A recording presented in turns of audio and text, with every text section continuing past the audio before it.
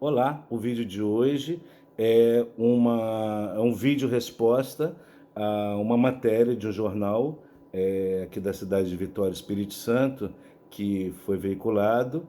É uma matéria através de uma psicóloga e com pensamentos e um comunicado que muito disso eu não concordo sobre as comunidades terapêuticas, então venho aqui esclarecer alguns pontos de vista. Por isso que na minha frente está a matéria e que eu gostaria de esclarecer algumas coisas, né? Por uma questão de respeito e ética, eu não vou colocar o nome da profissional e também não vou deixar que o nosso vídeo aqui seja um palco, uma vitrine, um palanque para esse jornal. Mas a matéria, eu vou falar alguns pontos apenas, né, dar uma resposta. Ela fala que a questão das drogas e do álcool no Brasil é uma questão delicada e tem várias visões, né, dentro do Brasil sobre o tratamento. E ela diz que é consolidada a política de redução de danos aqui no Brasil, é algo consolidado. Né? O que é uma política de redução de danos? Né? A redução de danos começou na década de 80, lá na Holanda, na cidade de Amsterdã, de Roterdã, onde surgiu um programa de redução de danos, né, por causa através da prática de trocas de seringas, as seringas usadas pelos dependentes químicos, pelos abusadores de drogas, eles usavam as mesmas seringas e aí se contaminavam, né, com a AIDS, se contaminavam com hepatites B e C. E para isso, o que eles fizeram, né? Qual a estratégia que eles usaram? Foi a troca de seringa, né? Para que não houvesse mais esse compartilhamento das seringas. Então, e com isso para evitar, claro, a transmissão do vírus do HIV. E isso no Brasil, né, houve uma primeira iniciativa da redução de danos por volta de 1989, na cidade de Santos, também fizeram esse movimento, né, de forma que até diminuiu as taxas de infecção por HIV. Que bom, show de bola, né, ajudou muito. Mas o objetivo da redução de danos não foi tratar o dependente químico, não foi o foco, não foi tratamento da dependência química no usuário, no abusador de drogas que está morrendo por causa de drogas. Né? Foi justamente para evitar esses outros danos, vamos dizer, danos secundários. Importante, né? Eu acho que legal, que ajudou muita gente, ajuda. Agora, dizer que isso é algo consolidado no que se refere ao tratamento da dependência química, isso não é tratar dependência química e redução de danos. No meu consultório mesmo, muitos dependentes químicos já foram me pedir ajuda pedindo a redução de danos. E eu não neguei ajuda. Eu falei com eles, vamos tentar te tratar com a redução de danos. E eu posso dizer para vocês, em nenhum caso eu tive sucesso. Né? Porque a dependência química é uma doença multifatorial, ela é de base obsessiva, compulsiva, e até hoje a ciência não achou cura para ela. Não achou cura. Então, como que com a redução de danos? É uma doença que radicaliza, ela deterioriza, ela desorganiza na radicalidade. Ela é ofensiva e ostensiva, né, na sua ação de autodestruição do ser humano. Então, se reduziu o quê? Né? Ela própria em si não permite que o indivíduo faça essa redução. Agora, quem quer trabalhar com redução de danos, eu respeito, né? Ao invés de muitas pessoas que acreditam, né, na redução de danos, ficarem criticando o tratamento de comunidades terapêuticas. Ao invés de elas cuidarem do campo delas de atuação e investir, elas ficam absolutizando a redução de danos como se fosse o único caminho. Isso é um absolutismo barato, isso daí é uma coisa que infundada, na verdade.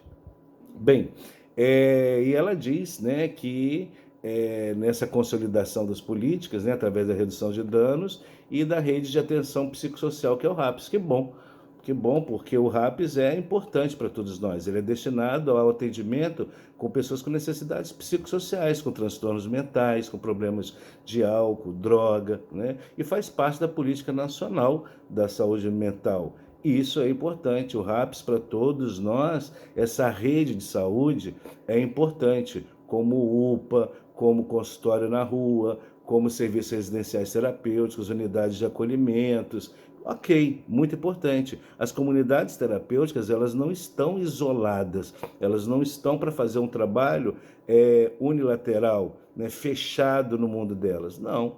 elas estão justamente para contribuir e somar, né? A minha experiência de 35 anos de comunidade terapêutica, sou fundador e coordenador até hoje, nós nos localizamos numa área rural que é próximo de um UPA, e nós interagimos, conhecemos profissionais maravilhosos, gentis, que nos acolhem lá, e estamos sempre interligados, questões de abstinência, questões de doenças secundárias também. Existe uma interação, uma interligação muito boa, né? E isso é um trabalho que eu chamo de uma equipe, né, muito maior do que simplesmente a equipe redundante, aquela que está dentro da casa de recuperação, dentro de uma comunidade terapêutica. Bem, e ela coloca como um contraponto, né, e outra centrada numa abstinência total, por meio de internações e comunidades terapêuticas. Sim, é preciso a gente saber o que é uma comunidade terapêutica em sua essência, em sua origem. Então, muitas pessoas começam a ter uma ideia e fazem uma crítica errada de comunidade terapêutica sem saber a origem, a gênese, né, a história, como que se iniciou uma comunidade terapêutica, né? Ela começou, né, fora das ciências. Ela começou a partir da Segunda Guerra Mundial. E ela começou fora desse controle hospitalar. Por quê? Porque justamente os soldados da Segunda Guerra Mundial, né, mais precisamente no Hospital de Belmonte, no Reino Unido, né, só tinha 100 leitos naquele hospital. Então, era um hospital psiquiátrico e muitos eram atingidos por causa da guerra e iam para lá com problemas mentais. E a equipe, né, de médicos, enfermeiros, a equipe do hospital não deu conta, não tinha efeito, não tinha um surgimento de melhora. E aí o que aconteceu? Né? Isso é uma experiência empírica. Né? Aconteceu que eles começaram a fazer uma interação maior entre os pacientes do hospital, né? Não colocando eles justamente como passivos nessa história, mas como protagonistas, como ativos, e eles foram fazendo um trabalho de conjuntura, de interação social entre eles. E daí foi se percebendo uma melhora através do relacionamento entre eles, esses que se internavam com diversos tipos de perturbação. E Maxwell Jones, né, mais lá na Inglaterra, nessa época da Segunda Guerra Mundial, ele começou a perceber e a transformar o sistema administrativo, hospitaleiro, que ele dirigia, numa estrutura menos hierarquizada, no modo de gestão mais democratizado, onde médicos, enfermeiros, o pessoal do corpo técnico, eles eram coparticipantes na melhora. Né? Existia uma concepção que se baseava em 3 aspectos fundamentais naquela época, que era tornar as relações mais flexíveis e informais, adotar o elemento terapêutico para a interação de grupo através do confronto dos problemas diários. Né? E também eles tinham as reuniões comunitárias entre eles, onde todos participavam. Eles introduziam atividades de caráter educativo, caráter lúdico, e com isso eles foram aprendendo e percebendo e descobrindo que existia uma melhora, que existia uma evolução.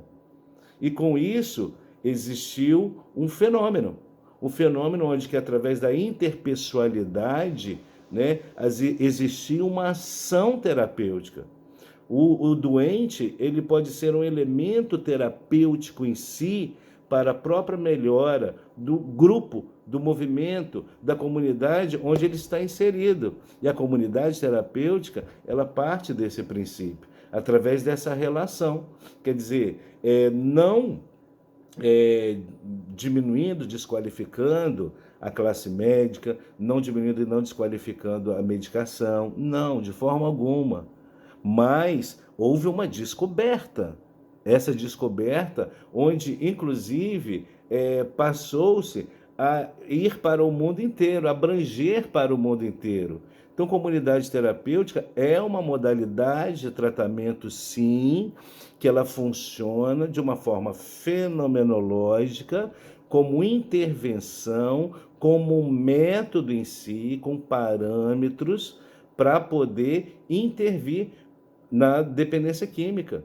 Nós sabemos que a dependência química é uma doença multifatorial, ela parte do cérebro, agora ela atinge o comportamento humano, ela deforma, deteriora, distorce o comportamento humano através do caráter da pessoa e tudo mais. E o que acontece?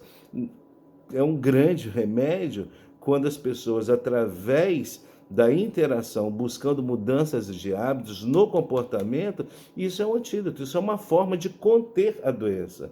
Eu não digo cura, mas uma forma de controle, uma forma, né, não de redução de danos, mas é uma forma de controle, né? Se formos esperar pela ciência, o que a ciência conseguiu até hoje em termos de cura? Quantos familiares, quantos dependentes químicos estão desesperados atrás de cura, de solução, né? Então a gente não vai culpar a ciência também. Não, não precisamos culpar. Mas uma coisa é certa, né?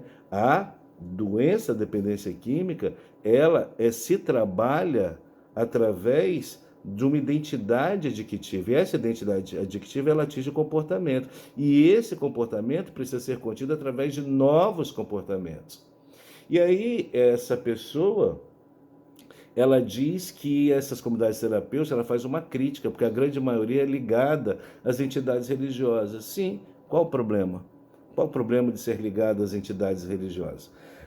Podemos ver pelas evidências, pelos fatos, pelos acontecimentos, durante a história, que é o que falta muito essas pessoas que criticam as comunidades terapêuticas conhecer, né? Nós sabemos, temos evidências, né, que ou foram descobertos manuscritos no Mar Morto, né, mas propriamente na área de Qumran, foram descobertos esses manuscritos, onde ali existia uma seita religiosa, possivelmente dos essênios, e que eles tinham regras, eles tinham ensinamentos, justamente para poder viver uma vida correta, viver uma vida saudável. Isso daí é uma das evidências em termos de comunidade, para poder se endireitar, para poder melhorar, falando de uma forma mais simples, né? Nós temos também uma outra evidência do aspecto religioso nas comunidades terapêuticas, que é em relação aos alcoólicos anônimos, né? Bill e Bob foram duas pessoas que participaram do movimento de Oxford. Oxford, ele veio de uma organização religiosa luterana que eles buscavam reavivamento, eles buscavam o estudo da palavra de Deus através de uma vida em comum. Eles buscavam a sua pureza, eles buscavam valores através da comunidade. E com isso, eles vivendo em comum, estudando a Bíblia, lendo a Bíblia, procurando vivenciar, né, aquilo que a Bíblia trazia, que era de saudável, de bom para a vida deles, muitas dessas pessoas tinham um renascimento espiritual como cristão. E nesse renascimento espiritual, ali existiam muitos alcoólicos. E eles foram percebendo que esses alcoólicos iam parando de beber. Foi quando Bill e Bob, eles começaram a se unir e daí constituiu o quê? Os 12 passos. O que são os 12 passos de A? Nós sabemos, é uma coisa que não dá para contestar, que no mundo inteiro é o que melhor dá resultado em termos de intervenção, de ação na dependência química, né, para abstinência, para sobriedade, os 12 passos de AA. Tanto é que muitas clínicas ou mesmo comunidades terapêuticas, eles incluem os 12 passos de Alcoólicos Anônimos e Narcóticos Anônimos. E tanto que vieram, tá, da sua essência, né, segundo o pensamento deles, é como se fosse uma inspiração, né? Então, nós não precisamos... A pessoa pode acreditar, pode não acreditar, mas fato é que existe 12 passos estão aí, e no mundo inteiro, né, dependentes químicos que vivenciam seriamente os 12 passos, eles conseguem ver uma vida abstêmia e sóbria, né, sem precisar fazer redução de danos, sem ter que fazer redução de danos. Então, como negar isso? E qual o problema de ter essa visão espiritual, esse conhecimento espiritual, essa influência espiritual, né? Então, é uma coisa que a pessoa precisa entender que a espiritualidade faz parte do ser humano, faz parte do ser humano. Então, as pessoas podem estar numa comunidade terapêutica, viver, né, os parâmetros, os procedimentos, as regras de uma comunidade terapêutica e também ter. Agora, isso não significa que a comunidade terapêutica vai enfiar a goela abaixo, impor para a pessoa uma espiritualidade, uma religiosidade, o que é errado, né? Não, mas é algo que pode ser oferecido. Bem, dessa forma, ela continua dizendo, apesar de ir no sentido contrário das políticas contra o modelo asilar, não existe isso, isso é uma mentira, mais do que um erro.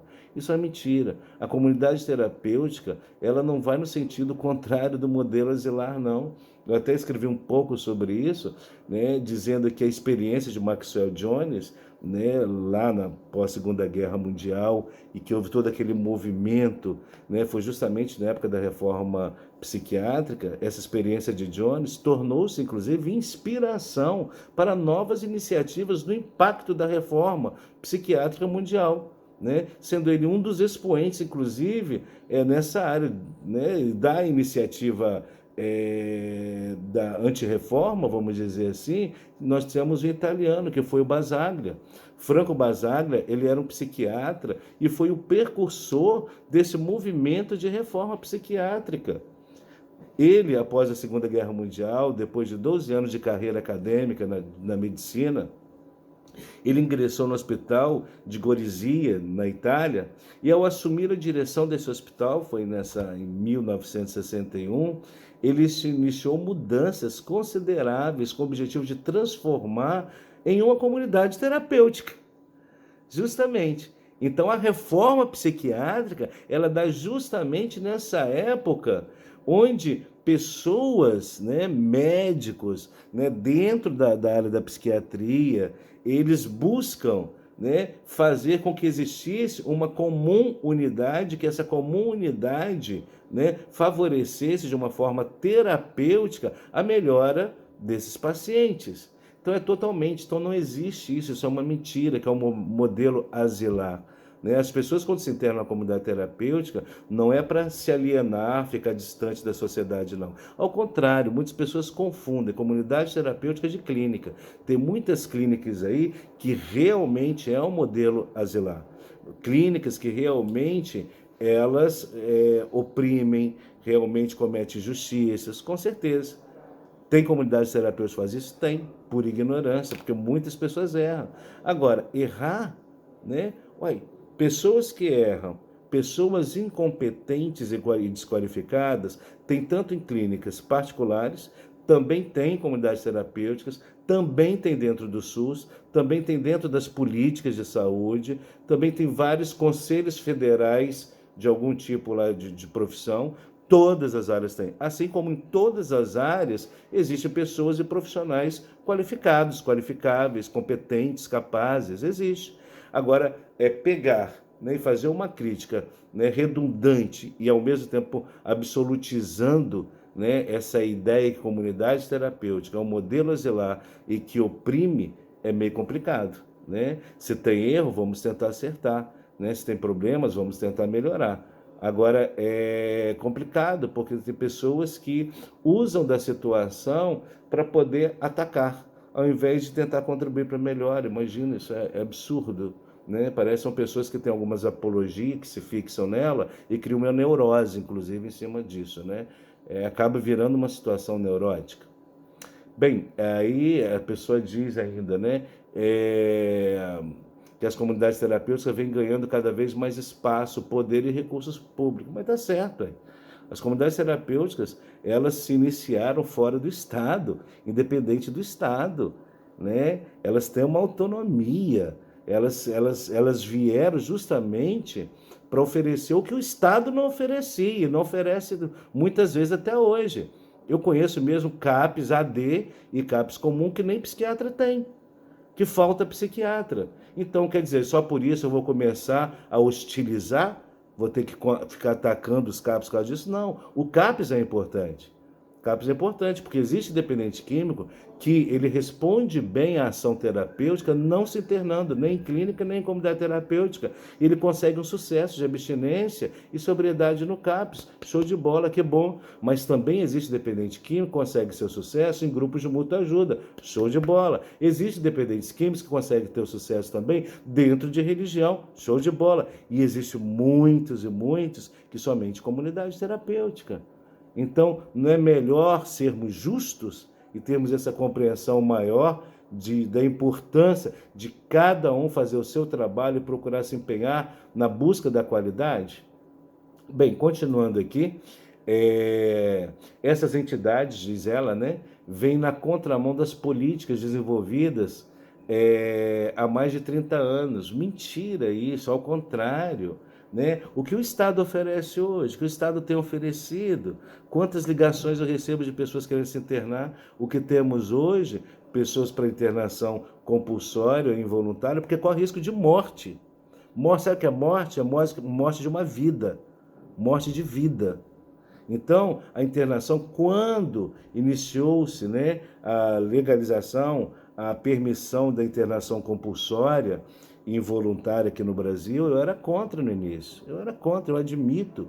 Mas depois eu fui refletindo e pensando, muitos casos, né, isso tem que ser bem avaliado pelo profissional, precisa de início de realmente uma internação compulsória encaminhada pelo juiz, não involuntária pela família. Sim, agora, essa internação, sendo numa clínica com profissionais qualificados, capacitados, o que é importante? Nessas clínicas, eles precisam fazer um trabalho motivacional para que a pessoa possa se render a um processo de ajuda e de mútua ajuda.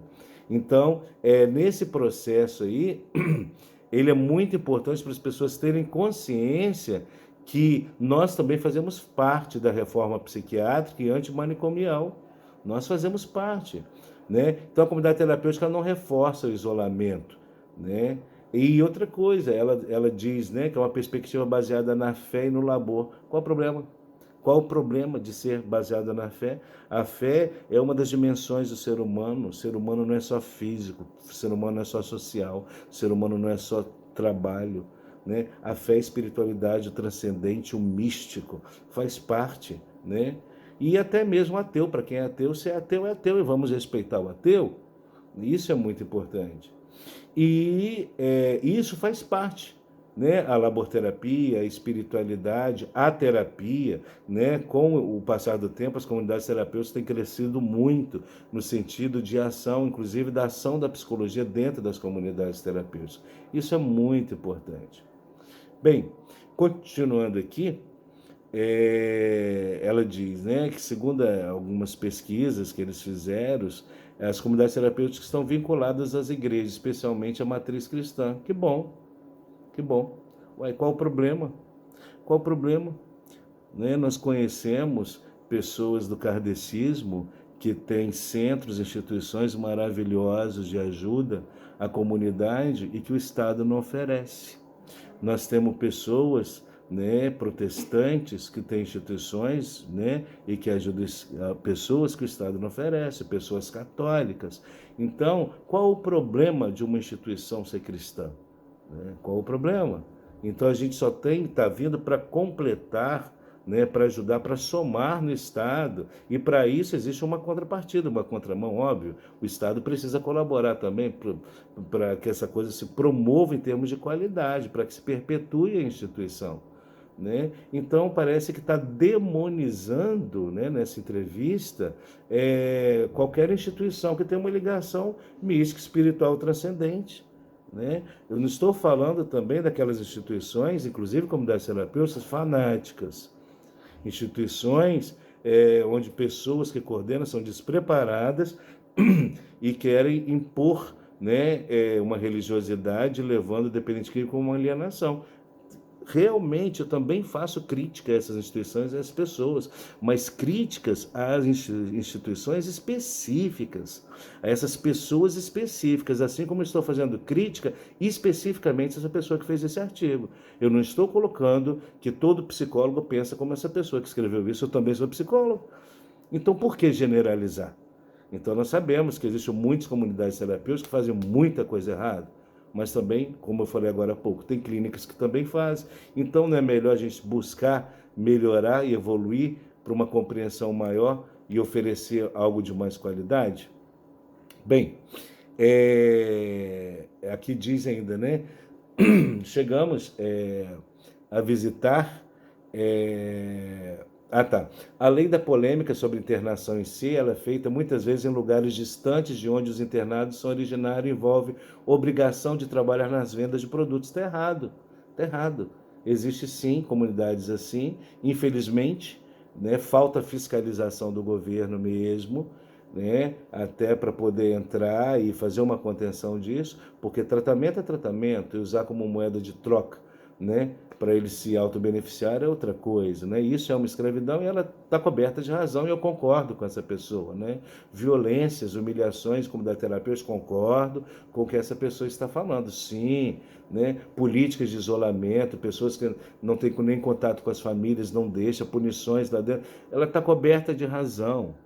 A questão é justamente que essa pessoa que está dando essa entrevista, ela está maximizando a coisa de forma como se todas fossem assim. Isso é medíocre, isso é ridículo, né? Então não é, vamos dar um exemplo, né? Uma família de 7 irmãos, né? Porque um irmão ou 2 irmãos tem um problema de ordem moral que eu vou achar que todos são por ser da mesma família que são, não. Então não é melhor separar o trigo do joio? Não é melhor parar e rever e a gente unir as forças para um bem maior daquele que está sofrendo e morrendo? Porque a impressão que dá é que essa pessoa ela está mais agarrada às apologias dela e nas crenças dela do que ela acredita, que ao meu ver é errado, do que preocupado com a vida humana do ser humano. Né? E hoje essas instituições, não digo que salva vidas, mas são instituições que elas oferecem sim um aparato para esses dependentes químicos, né? Uma referência, um sinalizador.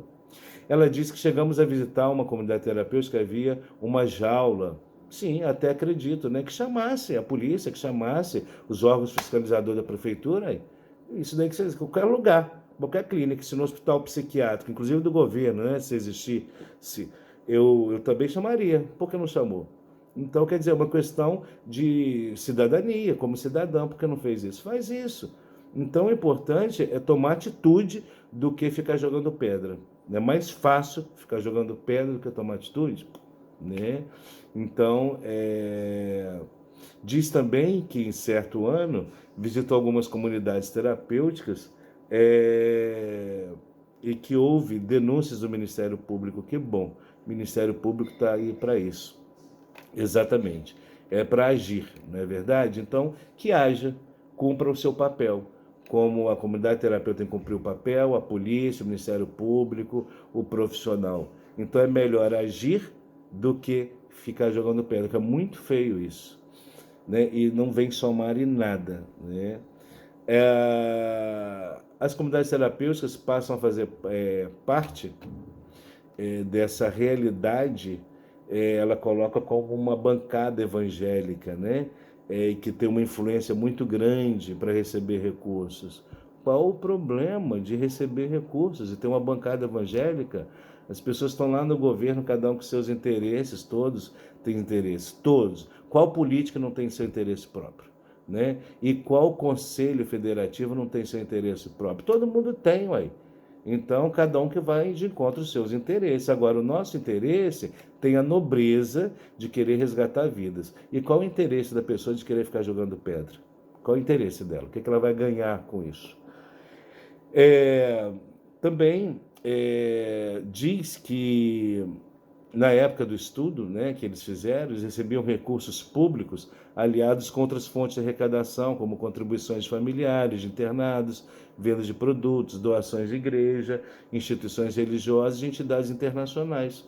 Ok, são instituições filantrópicas e precisam de recursos mesmo, e para isso cada uma tem sua estratégia para poder sobreviver. Porque se não sobreviver, vamos dizer que acaba as comunidades terapêuticas hoje. O que vai restar? Clínicas particulares que o pobre não tem condições de pagar. Eu recebo ligação toda semana, pessoas querendo internar, e a única via que o pobre tem é ir no Ministério Público pedir a internação e ir para o Ministério Público obrigar aí o Estado a pegar, arrumar vaga, na central de vagas do Estado. Única via, qual é a outra? Né? Agora, onde tem mais gente se tratando? Tá? É em clínicas encaminhadas pelo Estado ou em comunidades terapêuticas? Claro que em comunidades terapêuticas. Então, se existe precariedade, se existe deficiências em comunidades terapêuticas, é mais bonito, é mais ético, é mais humano, é mais caridoso, é mais sensível, é mais verdadeiro e é mais inteligente, inclusive, tentar somar, ajudar e não querer ficar jogando pedra, porque isso, inclusive, é uma queimação de filme, inclusive para a classe. Bem, essa pessoa também diz do governo estar financiando, né, aqui no estado do Espírito Santo através da Rede Abraço. Sim, Rede Abraço é um órgão do governo justamente para as pessoas que querem voluntariamente se recuperar, se tratar, ajudar, poder receber ajuda, né? Vamos dizer, se o governo não tivesse hoje a Rede Abraço, muita gente ia criticar porque não tinha um serviço que oferecesse ajuda ao dependente químico. Agora tem, e essa pessoa vem criticar, sendo que tem o serviço para oferecer. Que negócio é isso? É contraditório. Né? E a Rede Abraço, ela diz nessa reportagem que não fiscaliza, fiscaliza sim.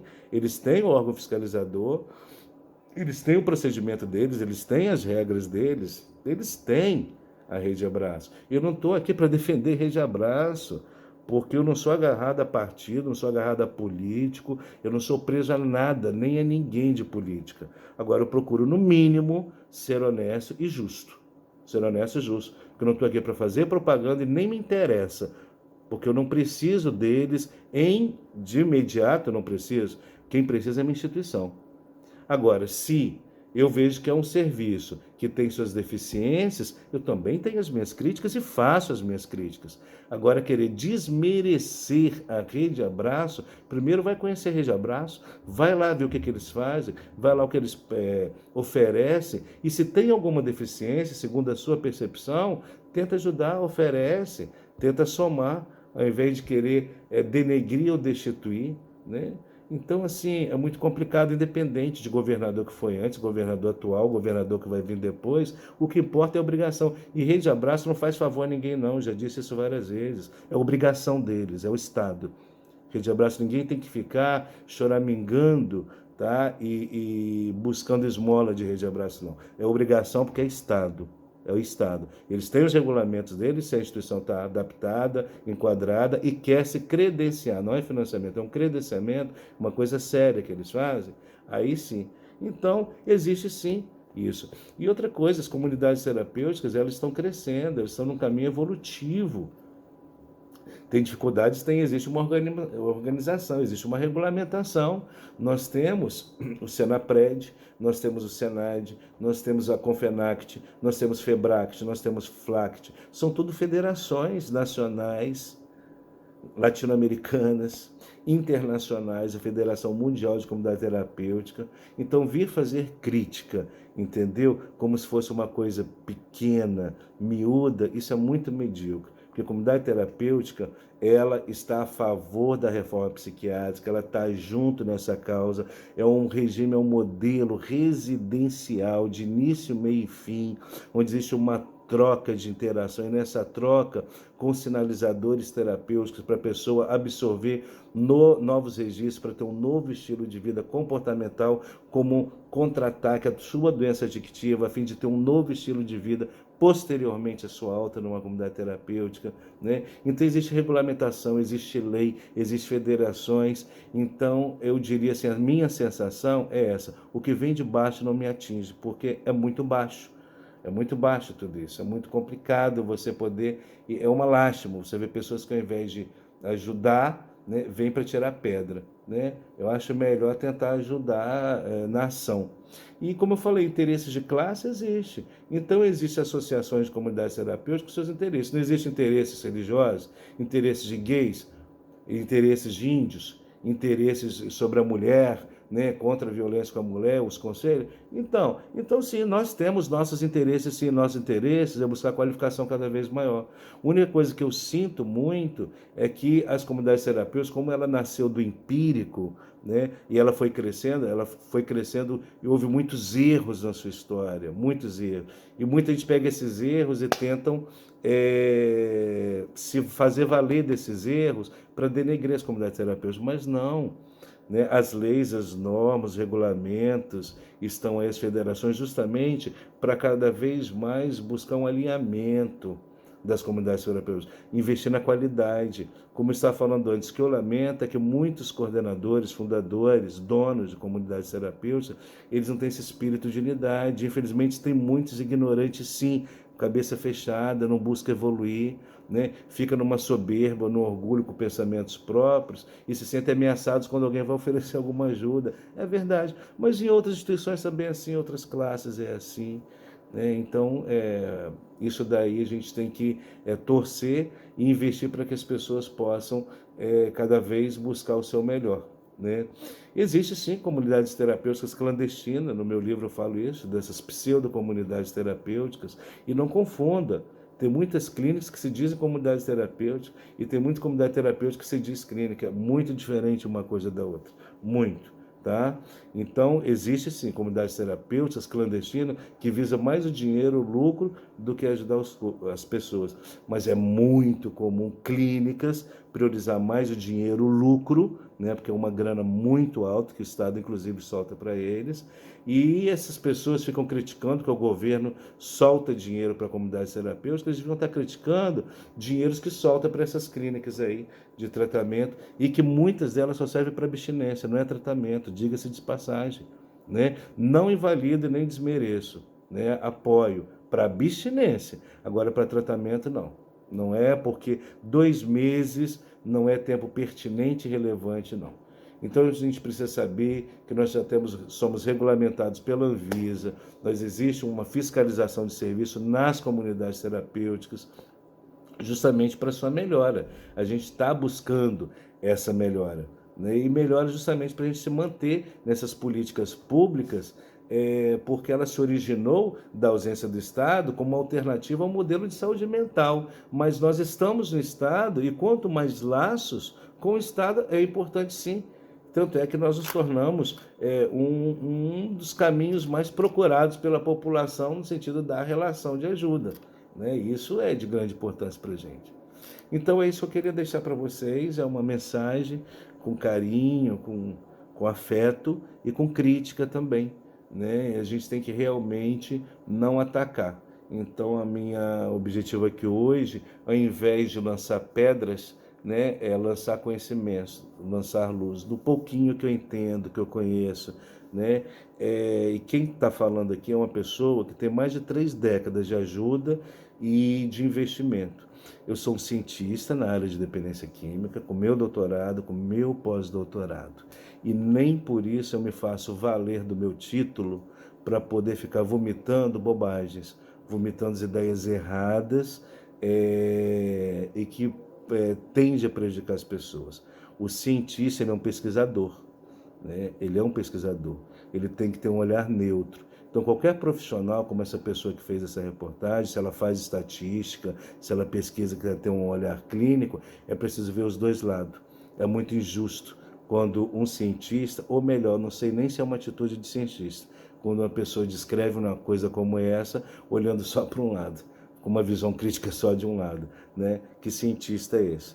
Pelo menos o que eu aprendi, que o cientista ele precisa ser neutro e operacionalizar o seu campo, no seu campo investigativo, uma luz para ter a clareza de todos os lados. Porque a partir do momento que eles têm a clareza só de um lado, é uma visão tendenciosa, pessoal, particularizada. E aí perde a força da pesquisa, perde a força e a luminosidade de ser cientista.